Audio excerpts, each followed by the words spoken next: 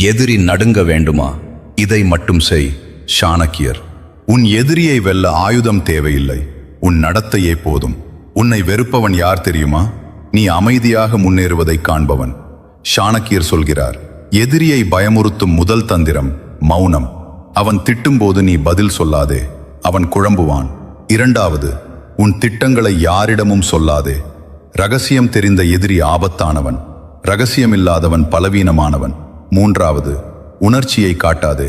கோபம், வருத்தம், பயம் இவை எல்லாம் எதிரிக்கான ஆயுதங்கள்.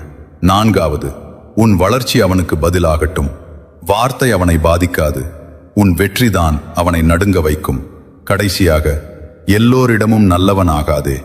மதிப்பில்லாத நல்லவன் எளிதில் மிதிக்கப்படுவான். அமைதியாக இருக்கும் மனிதனின் அடுத்த நகர்வு யாருக்கும் தெரியாது, அதுவே அவன் பலம். இதை வாழ்க்கையில் பின்பற்றினால் உன்னை பார்த்தாலே எதிரி பதறுவான். நம்முடன் சேர்ந்து மேலும் முன்னேற்றத்திற்கு தயாராகுங்கள். வெற்றி உனதே.